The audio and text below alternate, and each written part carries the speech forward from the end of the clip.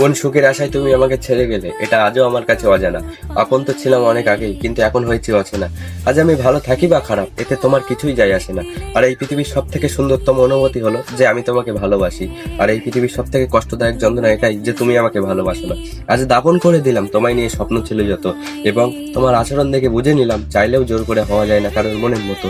হ্যাঁ, আমিও হয়তো ছিলাম না তোমার মনের মতন, এই জন্য যে বুকে তোমার মাথা রাখার কথা ছিল সে বুকে আজ বিচ্ছেদের ক্ষত। আজ আমি অনেক বড় অভিনেতা, মুখে রাখি হাসি, মনে রাখি গোপন ব্যথা।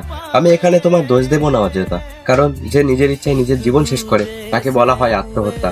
হ্যাঁ, আমি নিজের ইচ্ছায় নিজের জীবন শেষ করেছি, কারণ আমি নিজেই বলেছি ভালোবাসার কথা।